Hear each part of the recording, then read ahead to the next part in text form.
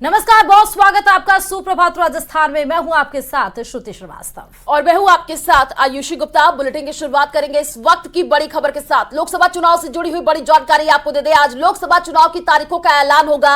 आपको बता दें कि चुनाव आयोग 3 बजे तारीखों का ऐलान करेगा और तारीखों के ऐलान होते ही आचार संहिता लग जाएगी। ये बता दें कि आज 3 बजे, क्योंकि आज 16 मार्च है, दिन शनिवार, और आज 3 बजे प्रेस कॉन्फ्रेंस कर लोकसभा चुनाव की तारीखों का ऐलान आज चुनाव आयुक्त करेगा। और राजस्थान के परिवेश में अगर बात करें तो 25 सीटें हैं लोकसभा की, जिस पर आज ही पता चल जाएगा, क्योंकि 2019 और 2014 में भी 2 चरणों में लोकसभा की चुनाव हुए थे 25 सीटों के। तो ये संभवतः अंदेशा यही लगाया जा रहा है कि इस बार भी लोकसभा की जो 25 सीटें हैं राजस्थान के लिए 2 चरणों में इसका चुनाव होना है। लेकिन ओवरऑल 543 सीटों पे, वैसे तो 541 सीटों पर चुनाव होना है और 541 सीटों के लिए 7 से 8 चरणों में आज चुनाव आयुक्त 3 बजे प्रेस कॉन्फ्रेंस करके तारीखों का ऐलान कर देगा। और जैसे ही चुनाव आयुक्त तारीखों का ऐलान करेगा वैसे ही आचार संहिता लग जाएगी। जब तक चुनाव हो नहीं जाते, यानी कि राज्य सरकारों के पास भी आज दोपहर 3 बजे तक का ही समय है कोई भी सरकारी घोषणा करने के लिए।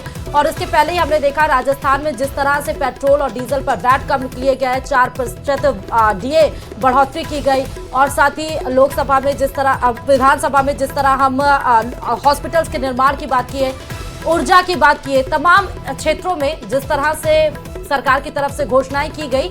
कम समय बचा है, लेकिन इसके पहले ही 3 बजे लोकसभा तारीखों का ऐलान आज 3 बजे। और ज्यादा जानकारी के लिए संवाददाता सुशील हमारे साथ फोन लाइन पर जुड़ चुके हैं। सुशील, आज सभी को इंतजार है दोपहर 3 बजे का, जब चुनाव आयोग प्रेस कॉन्फ्रेंस करेगा और तारीखों का ऐलान हो जाएगा। फिलहाल क्या जानकारी अभी आपके पास, क्या हलचल है अभी? जी देखिए, साफ तौर से चुनाव आयोग ने लगभग तमाम जो तैयारियां हैं वो पूरी कर ली हैं और आज 3 बजे दिल्ली के विज्ञान भवन में प्रेस कॉन्फ्रेंस का आयोजन करेगा। जब आज फिलहाल चुनाव आयोग लोकसभा 2024 के चुनाव का ऐलान करेगा, लेकिन जो सूत्र बता रहे हैं उन सूत्रों के मुताबिक 7 चरणों में फिलहाल चुनाव होने की संभावना है और तीसरे या चौथे चरण में राजस्थान में चुनाव होने की संभावना है। राजस्थान में 2 चरणों में फिलहाल चुनाव करवाए जाएंगे। चुनाव आयोग की तरफ से सीधे तौर पर जो फिलहाल तैयारियां की गई हैं उनमें सिक्योरिटी फोर्सेस के अरेंजमेंट, प्रीवीज पर लगाम लगाना और जो बच्चे हैं उनको इस बार चुनाव प्रचार में शामिल न करने को लेकर काफी सख्त नजर आया है और पूरी तैयारियां फिलहाल चुनाव आयोग की तरफ से कर ली गई हैं। हालांकि चुनाव आयोग के लिए निश्चित रूप से ये चुनौती है कि किस प्रकार से वो चुनाव को लेकर आगे चरणबद्ध तरीके से बढ़े। लेकिन एक और उम्मीद जताई जा रही है कि कुछ विधानसभा चुनाव को लेकर भी जो कल मंथन हुआ था चुनाव आयुक्तों के बीच में, उसमें ऐसा लग रहा है कि जम्मू कश्मीर में भी चुनाव कराने की कवायद को लेकर भी कोई बड़ी चर्चा हुई है। तो देखना बेहद अहम है कि 3 बजे जब फिलहाल चुनावी महापर्व को लेकर एक नया ऐलान चुनाव आयोग करेगा, जिसमें तमाम नई सरकारों के गठन को लेकर तमाम राजनीतिक पार्टियां मैदान में उतरेंगी, तो वो तारीखें क्या होती है, कितने चरणों में चुनाव होता है, इन तमाम चीजों पर एक लगाम लगाएगा। सुशील, क्योंकि 4 राज्य हैं जिसमें विधानसभा चुनाव होना है, आप बता रहे जम्मू कश्मीर में ही अभी प्रधानमंत्री नरेंद्र मोदी भी गए थे। 370 के बाद पहली बार उन्होंने जनसभा को संबोधित किया और 370 का आंकड़ा भी बीजेपी दे रही है। जी देखिए, जिस तरह फिलहाल अभी तमाम राजनीतिक पार्टियां अपनी तमाम चीजों की चर्चा कर रही है, ऐसे में प्रधानमंत्री नरेंद्र मोदी के द्वारा किए गए कामों को लेकर एक बड़ी चर्चा है। कल प्रधानमंत्री ने देश के तमाम लोगों को एक पत्र भी लिखा जिसमें उन्होंने अपने किए हुए कार्यों की बात कही और ये कहा कि अगर उन्हें देश मौका देता है तो आगे भी वो अपनी सेवा राष्ट्र के लिए करते रहेंगे। तो ये अपने आप में प्रधानमंत्री की एक अलग कला है जो तमाम लोगों के दिल में अपनी जगह बनाते हैं। और जिस तरह प्रधानमंत्री नरेंद्र मोदी ने राष्ट्र के विकास के लिए तमाम प्राकृतिक सेवाएं की गई हैं, चाहे वो 370 की बात करें, चाहे हम बात करें इलेक्टोरल बॉन्ड को लेकर, जिस तरह की तमाम चीजें सामने निकल कर आई और जिस तरह हमने एयर स्पेस में अपनी जगह बनाई, तमाम राम मंदिर का कायाकल्प हुआ, तो इन तमाम पहलुओं के बाद बीजेपी निश्चित रूप से स्पष्ट है और उनका ये मानना है कि इस बार उनकी जो सीटें हैं वो जरूर बढ़ेंगी। लेकिन चूंकि कहा जाता है कि जनता ही जनार्दन है, तो अब जनता ही तय करेगी कि इस चुनावी पर्व पर किसको शीर्ष पर बैठाया जाए और किसको धराशायी किया जाए। ये आने वाला कुछ समय ही बताएगा, लेकिन सुशील। तमाम राजनीतिक पार्टियां अपना दम भर रही हैं। बीजेपी की तरफ से सीधे तौर पर ये कहा गया है कि इस बार 400 पार। तो अब देखना बेहद अहम होगा कि जनता जनार्दन ठीक है। को कौन लेकिन सी सुशील, अभी राजनीतिक आप बता रहे पार्टियां हैं, कितना कल अपनी हमने तरफ खींच देखा पाती। बहुत बहुत शुक्रिया सुशील तमाम जानकारी देने के लिए इस खबर पर। तो आपको बता दें कि लोकसभा चुनाव की तारीखों का ऐलान हो जाएगा और कल ही सुप्रीम कोर्ट ने ये बोला, ईवीएम को लेकर जो भी याचिका दाखिल की गई थी वो सब खारिज की गई। चुनाव आयोग फ्रीबीज पर ज्यादा ध्यान दे रहा है। लंबी लंबी जो घोषणाएं की जाती हैं, मुफ्त में घोषणाएं की जाती हैं, उन सब चीज के लिए। तो बड़ी खबर आपको बता रहे हैं, आज ही तारीखों का ऐलान होगा लोकसभा चुनाव के लिए। और ये भी बता दें कि आखिरी लंबे वक्त से देश की जनता को जिसका इंतजार था वो अब खत्म होने वाला है। और 2024 के लोकसभा चुनाव की तारीखों की घोषणा के लिए चुनाव आयोग ने आज दोपहर 3 बजे का वक्त तय किया है और ये कहा जा रहा है कि 3 बजे ये साफ हो जाएगा कि किस राज्य में कितने चरण में चुनाव होगा और तारीखें क्या रहेंगी। इसी पर देखिए हमारी एक खास रिपोर्ट।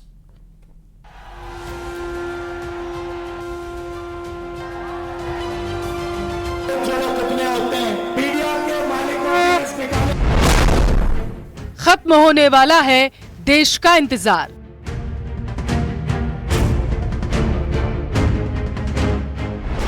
शनिवार को जाएगा चुनावी शंखनाद।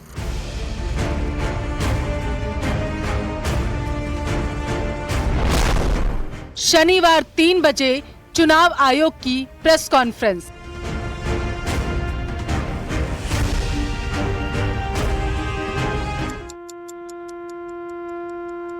शनिवार दोपहर 3 बजते ही लोकसभा चुनाव का शंखनाद हो जाएगा। चुनाव आयोग प्रेस कॉन्फ्रेंस कर ये साफ कर देगा कि किस राज्य में कब और कितने चरण में चुनाव होना है। सोशल मीडिया प्लेटफॉर्म एक्स पर एक पोस्ट के जरिए इलेक्शन कमीशन ने इसकी जानकारी दी और इससे पहले चुनाव आयोग की एक बैठक हुई जिसमें चुनाव की तारीखों के ऐलान के साथ ये तय किया गया कि कैसे देश में निष्पक्ष और शांतिपूर्ण तरीके से चुनाव कराए जाएंगे। देखिए, चुनाव आयोग जिस तरह से भी निर्णय लेगा वह स्वीकार है हमें। 7 फेज में करते हैं, 5 में करते हैं, 8 में करते हैं, क्योंकि उन्हें बहुत सारी व्यवस्थाएं देखनी है। इतना बड़ा ये एक तरीके का ये जो चुनाव का उत्सव है। तारीखों की घोषणा के साथ ही देश में आचार संहिता लागू हो जाएगी। सूत्रों की माने तो पिछले करीब 2 महीने से चुनाव आयोग के अधिकारी टीमें बनाकर राज्यों के दौरे करके चुनावी तैयारियों का जायजा ले रहे थे, जिसके बाद ही तारीखों के ऐलान के लिए दिन फाइनल किया गया। देश की बात करें तो 543 सीटों पर चुनाव होगा, वहीं प्रदेश की 25 सीटों पर मतदान किया जाएगा। माना जा रहा है कि देश में अप्रैल और मई में मतदान कराए जा सकते हैं, जबकि मतगणना मई के आखिरी या फिर जून के पहले हफ्ते में हो सकती है। इसके अलावा ऐसे भी कयास है कि 6 से 7 चरणों में लोकसभा चुनाव कराए जा सकते हैं।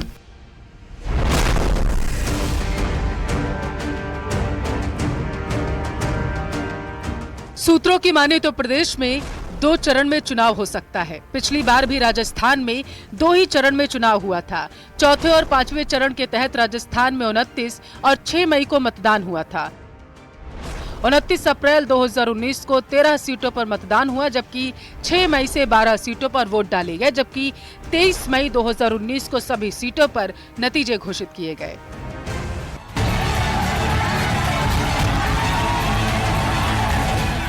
लोकसभा चुनाव से पहले सभी सियासी दल पूरी तैयारी करने में मैदान में जुटे हुए हैं। प्रदेश की 15 सीटों पर बीजेपी उम्मीदवार उतार चुके हैं, जबकि कांग्रेस ने 10 नेताओं के नाम फाइनल किए। अब तारीखों के ऐलान की उल्टी गिनती भी शुरू हो गई है और देखने वाली बात यह होगी कि जो कयास लगाए जा रहे हैं, चुनाव आयोग वैसा ही ऐलान करेगा या फिर कोई बदलाव हो सकता है। Bureau report, news 18, Rajasthan.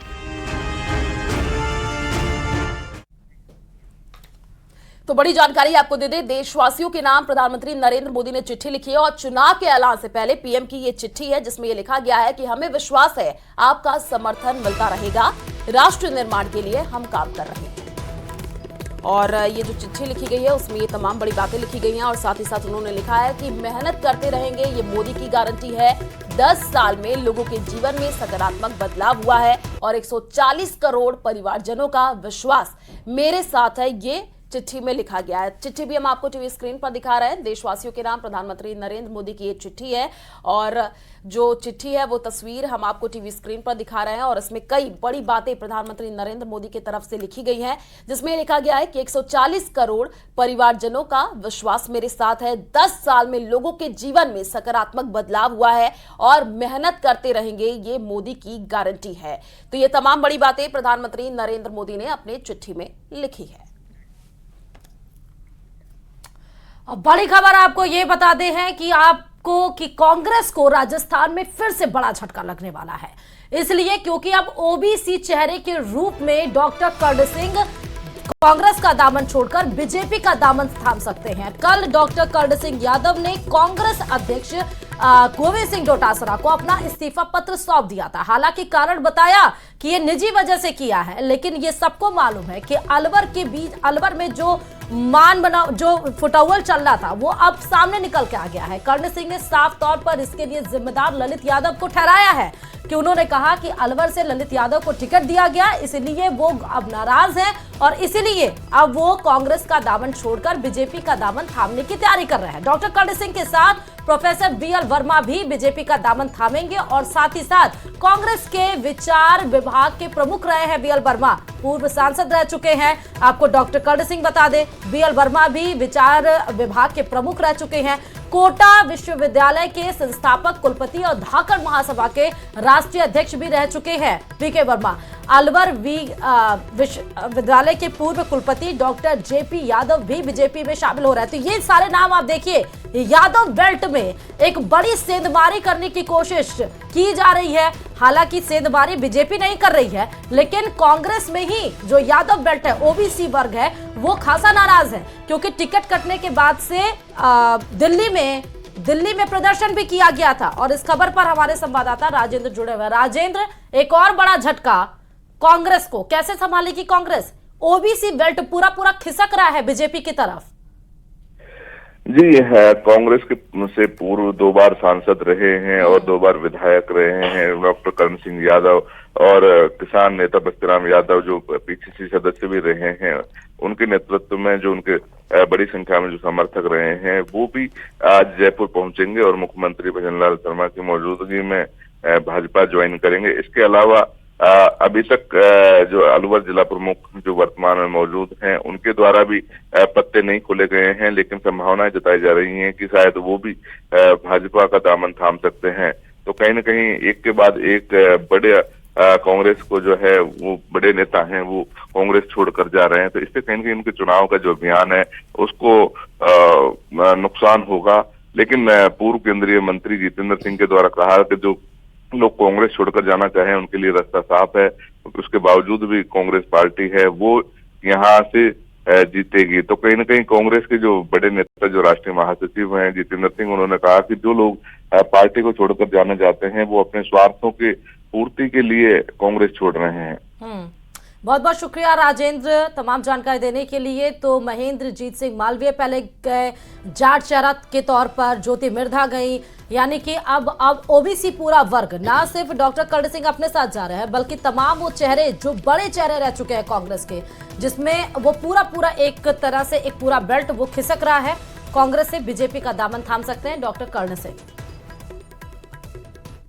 और जयपुर से बड़ी जानकारी आपको दे दें, आपको बता दें कि एसपी, डीएसपी और आरएस अफसरों के तबादले, आपको बता दें कि 40 डिप्टी एसपी के ट्रांसफर हुए हैं और 1 डिप्टी एसपी का ट्रांसफर जो है वो निरस्त हुआ है। 8 एडिशनल एसपी के तबादले हुए हैं, 1 एडिशनल एसपी का तबादला निरस्त हुआ है और 5 दिन में तीसरी बार डीएसपी की तबादला सूची आई है। आपको बता दें कि 2 आरएस अफसरों के भी तबादले हुए हैं। तो इस वक्त की ये बड़ी जानकारी आपको दे रहे हैं। आपको बता दें कि डीएसपी और आरएएस अधिकारियों के तबादले हुए हैं और ये जो लिस्ट है वो भी हम आपको टीवी स्क्रीन पर दिखा रहे हैं। तो प्रशासनिक फेरबदल देखने को मिल रहा है क्योंकि देखिए आने वाले दिनों में चुनाव भी और उससे पहले प्रशासन पूरी तरीके से अलर्ट मोड पर है और लगातार तबादले की जो खबरें हैं वो भी निकल करके सामने आ रही। इससे पहले आईएएस और आईपीएस अफसरों के तबादले हुए थे, अब एएसपी, डीएसपी और आरएएस अफसरों के भी तबादले किए गए हैं। एक और बड़ी खबर आपको जयपुर से ही बताते चले कि पराक्रम सिंह के चुनाव को आरसीए ने नहीं माना है। आरसीए चुनाव को लेकर नोटिस जारी किया गया है। आरसीए वैसे भी जब भी चुनाव होता है तो हमेशा से विवादों में रहा है। आरसीए को लेकर अध्यक्ष चुन लिया गया, लेकिन अब पराक्रम सिंह को जो उनके चुनाव उन्होंने लड़ने की कोशिश की थी, अब उसको नहीं माना गया है और आरसीए चुनाव को लेकर नोटिस भी जारी कर दिया है। अध्यक्ष पद के लिए 8 अप्रैल को चुनाव होगा। चुनाव को लेकर वोटर लिस्ट जारी की गई है। कुल 35 वोटर चुनाव में शामिल होंगे। राजेंद्र राठौर के बेटे पराक्रम सिंह को लिस्ट में अध्यक्ष नहीं बताया गया है और चूरू जिला संघ से पराक्रम सिंह ने बीते दिनों चुनाव में अध्यक्ष पद पर चुने जाने का दावा किया था। हालांकि धनंजय सिंह को फिलहाल देखने के लिए जरूर चुना गया है। 8 अप्रैल को चुनाव होना है, लेकिन पराक्रम सिंह के चुनाव को आरसीए ने फिलहाल नहीं माना है। और कोटा से बड़ी जानकारी आपको दे दें। आपको बता दें कि छात्रा ने फांसी लगा करके आत्महत्या का प्रयास किया है और पंखे में लगी एंटी हैंगिंग डिवाइस से छात्रा की जान बच गई है। पढ़ाई को लेकर के डिप्रेशन में ये छात्रा बताई जा रही है। साथ ही आपको बता दें कि जगवार नगर थाना पुलिस अब इस पूरे मामले की जांच पड़ताल में जुटी हुई है। तो ये बड़ी जानकारी आपको दे रहे हैं, जहां पर एक छात्रा ने फांसी लगा करके आत्महत्या करने का प्रयास उसने किया है। कोटा से ये जानकारी, कोचिंग सिटी कोटा नगरी, जहां से लगातार ऐसे मामले सामने आते रहे हैं, जहां पर ये देखने को मिला है कि जो छात्र हैं, छात्राएं हैं, वो जो है आत्महत्या करते हुए नजर आ, और कई ऐसी खबरें निकल करके सामने आई हैं। ज्यादा जानकारी के लिए संवाददाता ओम प्रकाश हमारे साथ फोन लाइन पर जुड़ चुके हैं। ओम प्रकाश, अभी क्या कुछ जानकारी है इस पूरे मामले को लेकर के, क्योंकि ये पहला ऐसा मामला नहीं है। कोचिंग सिटी कोटा से लगातार ऐसे मामले सामने आते हैं जहां पर जो छात्र छात्राएं हैं आत्महत्या करने का प्रयास करते हैं। जवाहर नगर कोचिंग इलाके का ही मामला है। हालांकि इस मामले में गाइडलाइन का हवाला देते हुए पुलिस ने ज्यादा जानकारी देने से इनकार कर दिया, लेकिन कोचिंग छात्रा यूपी निवासी जो है 17 वर्षीय यहाँ कोटा में रहकर कोचिंग कर रही है, लेकिन उन्होंने पढ़ाई के तनाव के चलते ही पंखे से लटक कर आत्महत्या का प्रयास किया। हालांकि क्योंकि गाइडलाइन के चलते कई हॉस्टल व पीजी में जो है एंटी हैंगिंग डिवाइस जो पंखों में लगी हुई है, उसी के चलते ये छात्रा की जान बच गई। फिलहाल छात्रा बिल्कुल स्वस्थ है और परिजनों को इस मामले में पूरी तरह से सूचित किया गया था और अब छात्रा को काउंसलिंग करवाया गया है। छात्रा को तनाव मुक्त करने का पूरा प्रयास किया गया है। हालांकि पुलिस और प्रशासन द्वारा और जिला कलेक्टर द्वारा जो है कई तरह के अब छात्रों को तनाव मुक्त करने के लिए दिन और रात को 2 शिफ्टों में अलग अलग टीमें जहां हॉस्टल सहित अन्य स्थानों पर पहुंचकर उसको तनाव मुक्त करने के कार्यक्रम चला रही। लेकिन फिलहाल ये कहा जा सकता है कि कोटा में कोचिंग स्टूडेंट सुसाइड के प्रयास के लापता होने के डरावने आंकड़ों के बाद निश्चित रूप से जब इस तरह के मामले सामने आते हैं, प्रशासन की तरफ से कई सारी गाइडलाइन निकाली जा रही हैं, लोगों को जागरूक किया जा रहा है, बातचीत छात्र छात्राओं से की जा रही है, सेमिनार करवाया जा रहा है, लेकिन अभी उसका फायदा दिखता हुआ नजर नहीं आ रहा है। चलिए, शुक्रिया तमाम जानकारी साझा करने के लिए। और खबरों में आगे बढ़ते बताते चले कि मंदिरों में भगवान को चढ़ाए जाने वाले फूल अब बेकार नहीं जाएंगे। उनको दोबारा से खाद के तौर पर खेतों में इस्तेमाल किया जा सकेगा और इस अच्छी पहल की शुरुआत की है जयपुर नगर निगम ग्रेटर ने। देखिए रिपोर्ट। हर दिन भगवान में आस्था रखने वाले श्रद्धालु भक्तिभाव में मंदिरों में फूलों की माला चढ़ाते हैं, लेकिन कुछ घंटों बाद ही वो बेकार हो जाते हैं। लेकिन जयपुर नगर निगम ग्रेटर ने एक अच्छी पहल की है, जिसके तहत भगवान को अर्पित की गई फूलों की मालाओं से खाद बनाई जाएगी, जिसका इस्तेमाल फसल के उपजाऊ बनाने में किया जाएगा। कहीं हमारे धार्मिक भावना आहत ना हो, तो मंदिरों से घरों से निकलने वाली पूजा की सामग्री है, उसके लिए कंपोस्ट मशीन होनी चाहिए और आज ये कंपोस्ट मशीन लग चुकी है। इसको हमारे स्वयं सहायता एनुअलम के स्वयं सहायता समूह की महिलाएं हैं, जिनको हम स्वरोजगार से जोड़ रहे हैं। पहल के तहत नगर निगम ग्रेटर मुख्यालय पर एक स्मार्ट जैविक अपशिष्ट कंपोस्ट मशीन रखी गई है। मशीन प्रतिदिन 500 किलो तक जैविक कचरे को जैविक खाद को बदलने की क्षमता रखती है। मोती डोंगरी गणेश मंदिर के महंत कैलाश शर्मा का कहना है कि ये पहल धार्मिक परंपरा को यथावत रखने के साथ साथ पर्यावरण संरक्षण को भी बढ़ावा देगी। मैं सबसे पहले तो मंदिर के जो पुजारी और महंत उनसे निवेदन करूंगा कि वो उनके यहाँ पे चढ़ने वाला जो मंत्र पुष्प और दूसरी सामग्री है पत्तल दोने, वे यहाँ पे आप इनके ऊपर में देंगे तो हम करीब 10% स्वच्छता की तरफ जाएगी। पहला प्रयास मेरा तो यही रहेगा कि वो दें। अगर ये मशीन छोटी पड़ेगी तो कोशिश करके ऐसी और मशीनें भी हम बात कर सकते हैं। स्वच्छता सर्वेक्षण को लेकर नगर निगम तैयारी में जुटा है। निगम की तैयारियों में इस तरह की मशीनें लगाए जाने से काफी मदद मिल सकेगी और आस्था के साथ साथ पर्यावरण को भी सुरक्षित किया जा सकेगा। महेश दाधीच, न्यूज़ 18, जयपुर। और चलिए रुक करते हैं टॉप 10